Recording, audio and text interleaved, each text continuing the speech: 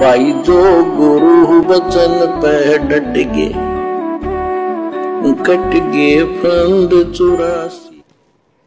कभी सपने में भी नहीं सोची थी मैं गुरु पद बनाऊंगा। तो नीच आदमी काम होते दुनिया को मूर्ख बनाए। उनका गुरु बनना तो नीच आदमियों के काम बताए सतगुरु ने, जबकि सतगुरु खुद गुरु बने हुए हैं। फिर ऐसा क्यों कह रहे हैं सतगुरु कि गुरु पद प्राप्त करना तो नीच आदमियों के काम होते हैं? सतगुरु इसलिए कह रहे हैं कि जब पूर्ण परमात्मा धरती पर सतगुरु बनता है, गुरु बनता है, तो पूर्ण परमात्मा पे जो है वो कर्म लागू नहीं होता। लेकिन यदि कोई जीव अपने आप को गुरु घोषित कर दे, शंकराचार्य घोषित कर दे, मंडलेश्वर घोषित कर दे, और जितनी भी आत्माओं को वो अपनी शरण में लेगा, अपना भगत बनाएगा, फॉलोअर बनाएगा, जिनको भी वो उपदेश देगा, चूंकि वो जीव है, वो दीक्षा देने का अधिकार नहीं, जीव को पार करने का अधिकार नहीं, उसके वचन में शक्ति नहीं, वो किसी का मोक्ष नहीं कर सकता, तो उसके ऊपर, उसके सिर पे वो भार चढ़ जाता है नकली शिष्यों का। और कहते हैं जब तक वो नकली शिष्य पार नहीं होते तब तक वो गुरु भी नरक में पड़ा रहता है। इसलिए परमात्मा कह रहे हैं कि गुरु पद प्राप्त करना तो नीच व्यक्तियों का काम है। लेकिन सतगुरु रामपाल जी परमेश्वर जी तो वास्तव में एकमात्र गुरु के अधिकारी हैं। सृष्टि में दूसरा कोई गुरु बनने का अधिकारी नहीं है। इनके ऊपर कोई जो है वो कर्म लागू नहीं होता। लेकिन फिर भी परमात्मा ने संगत की परीक्षा लेनी पड़ती है। यहां के नियम अनुसार जो नकली भगत होते हैं उनका भार अपने सिर से उतारना पड़ता है। जिस प्रकार 650 साल पहले कबीर परमात्मा ने 64 लाख की परीक्षा ली थी, किस लिए? नकलियों की छटनी के लिए, नकलियों का भार उतारने के लिए, जबकि भगवान पे तो कोई भार नहीं चढ़ता ना।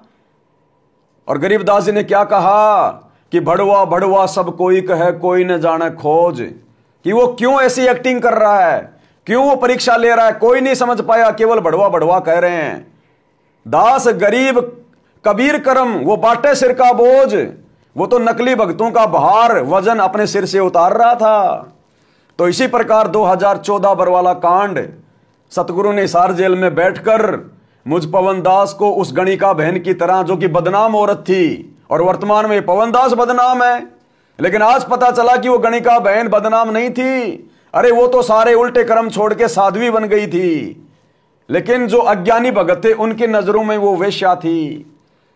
तो जो ज्ञानी भगत हैं, जो सतगुरु की प्यारी आत्मा, उनको तो पता है कि भाई हमारा भाई क्या है, ये पवनदास भाई क्या हमारा। लेकिन जो काल प्रेरित हैं उनकी नजरों में तो भाई उस वेश्या की तरह हूं मैं, उनको तो फूटी आंख भी अच्छा नहीं लगूंगा।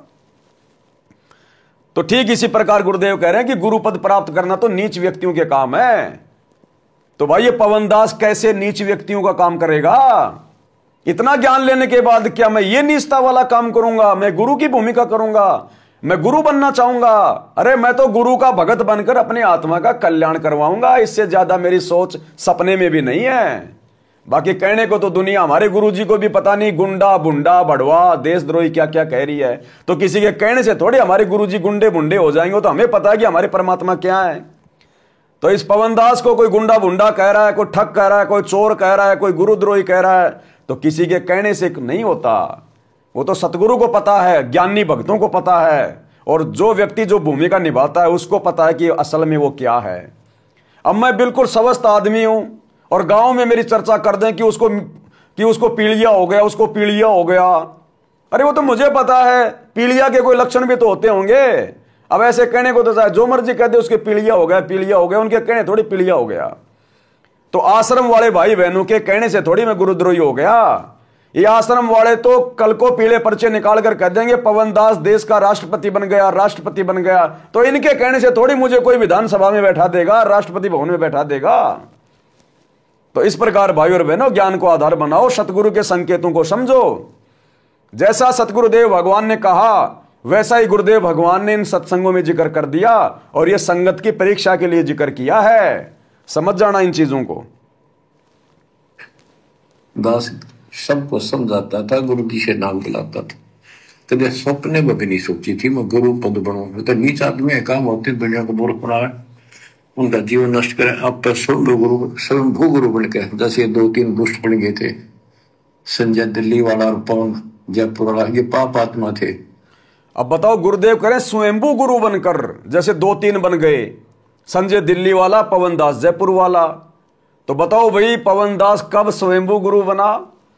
स्वयंभू गुरु होता है जो अपने आप को डिक्लेयर कर दे कि मैं पवन दास तत्वदर्शी संत, और जो लोगों को नाम दीक्षा देने लग जाए, अलग से अपना आश्रम खोल ले, उसको कहते हैं स्वयंभू गुरु, जो स्वयं को गुरु घोषित कर दे।